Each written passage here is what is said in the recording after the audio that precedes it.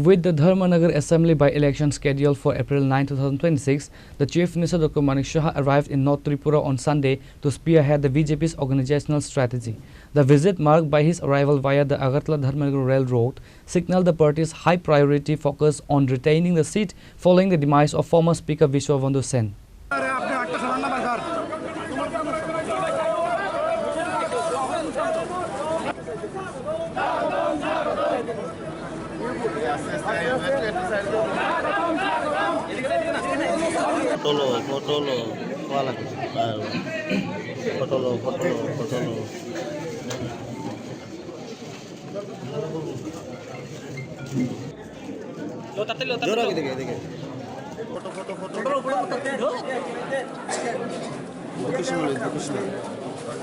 Wide angle मारो लो ताते जोर आगे देखिए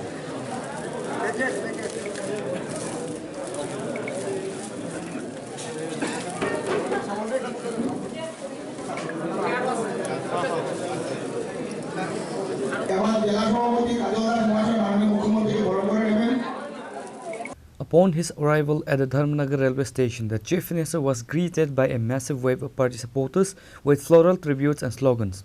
He proceeded directly to the BJP district headquarters, Atal Bhavan, in Padmapur to chair a critical organizational meeting.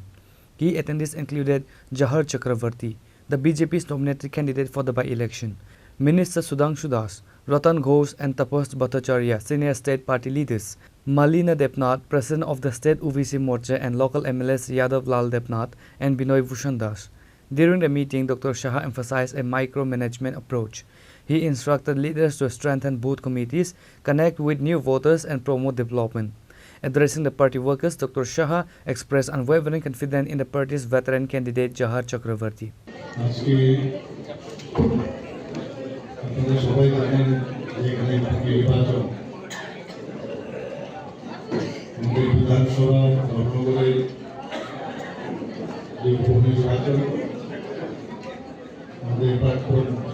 Speaker ছিলেন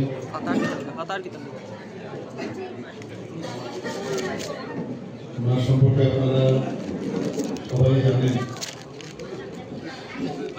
যে উনি পরলোকগমন করেছেন সেই শূন্যস্থানে ভারতীয় জনতা পার্টির পক্ষ থেকে যাকে মনোনয়ন দেওয়া হয়েছে শ্রী জহর চক্রবর্তী মহোদয় আজকে আমাদের সাথে এখানে আছেন এবং যেহেতু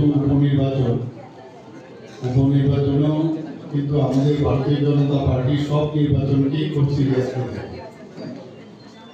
তো সেই উপনির্বাচন নিয়ে আজকে এখানে একটা সাংগঠনিক বৈঠক সমস্ত স্টেট থেকে আরম্ভ করে মাননীয় মন্ত্রী যাকে প্রভারী বানানো হয়েছে আমার সাথে রয়েছে শ্রী সুধাংশু দাস মহোদয়, ত্রিপুরা প্রদেশ BJP general secretary Shri Ratan Ghosh মহোদয় আছেন এখানে, যারা এই ডিস্ট্রিক্টের মাননীয়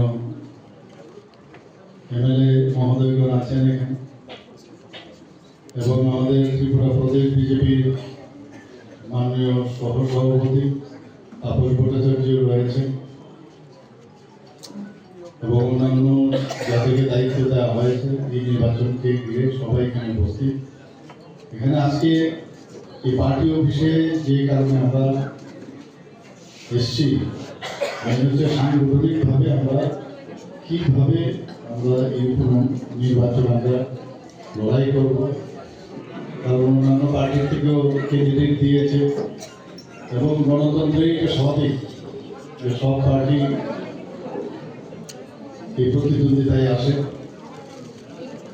কিন্তু আমরা নিশ্চিত যে আগামী দিন এই ধর্মনগর যে কেন্দ্র সেটা থেকে আমাদের ভারতীয় জনতা পার্টির তরফ থেকে যাকে মনোনীত করা হয়েছে শ্রী জহর চক্রবর্তী, এর আগে যে ভোটে আমরা ভারতীয় জনতা পার্টি জিতেছিল তার থেকে আরো বেশি ভোটে জিতবে এবং প্রকৃত অর্থে আমরা জহর গ্রুপ থেকে আমরা জানি, আপনারা আমার থেকে আরো বেশি জানেন, সাংবাদিক বন্ধুরা এখানকারকে, তো খুবই জনপ্রিয় সব দিক থেকে।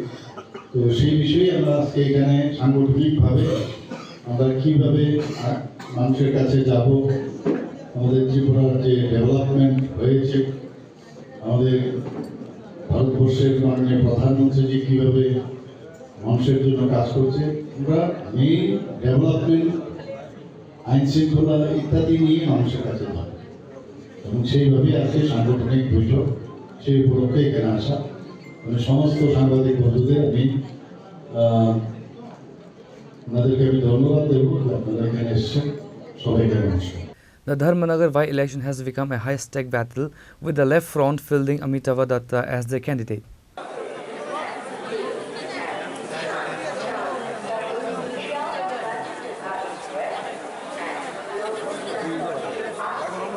Bureau report, Chini Khorang.